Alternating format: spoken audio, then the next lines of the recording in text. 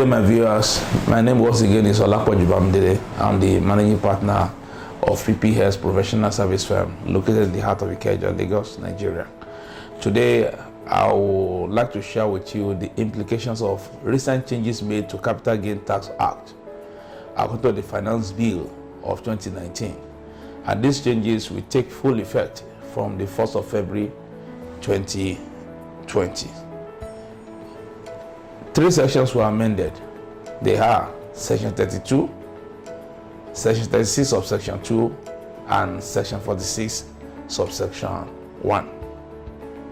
Let's look at Section 32. The section was renamed Business Reorganization and reenacted.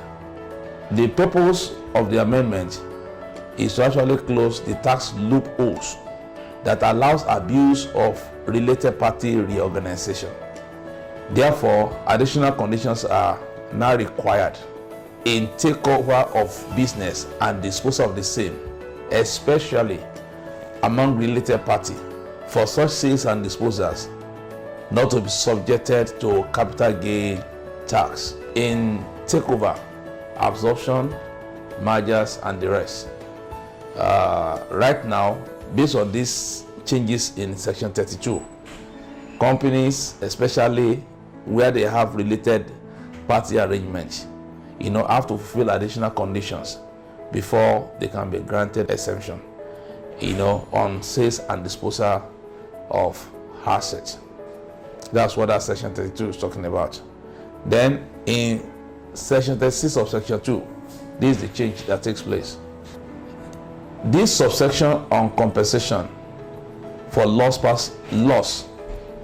or personal injury was adjusted upward from the sum of 10,000 to the sum of 10 million naira. That is, only compensation for loss exceeding the sum of 10 million shall be chargeable to tax. Before now, the amount was 10,000. If you have personal injury, and you are earning a compensation beyond 10,000, the excess shall be subjected to capital gain tax under the Act. But right now, it has been upgraded from 10,000 naira to sum of 10 million naira, which means that when you suffer loss of because of personal injury and you are compensated, you will not be chargeable to tax unless it exceeds the sum of 10 million naira. Then let's look at the third section, Section 46, subsection 1. This subsection deals with renaming of and redefinition of certain terms under the Act. For example, the word board is now to be referred to as service. Introduction of definition of recognized group of companies in quote to mean the same definition under a relevant accounting standard. In other words, these are just semantics. These are just renaming of certain words within the Act. So, as a taxpayer, it doesn't reduce what you pay or increase what you pay. It's just the issue of changing and renaming names. So, what is the implication? The major reason, the major implication of the changes of these 3 sections, like I said before, gains arising from takeover that was before now not subjected to capital gain tax, especially if the company that is taking over loses its identity and no cash payment is made, is no more automatically exempted from tax.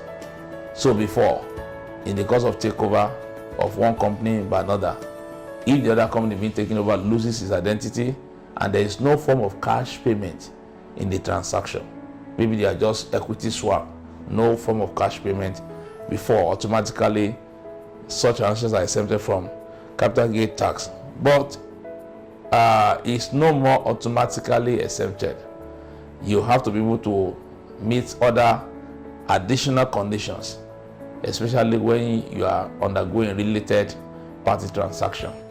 This is just to ensure that people don't abuse, the former tax loopholes that was in there before this amendment take place. So for your information, these changes in Capital Gain Tax Act becomes effective from February 1st, 2020. So we'd like to hear from you, in case you want to hear more, you want to have more understanding on this subject or the changes, how it affects you, affect your business, or someone you know. You can give us a call or send us an email. You see it on the screen there, and would like to talk with you. Thank you. God bless you. Bye bye for now.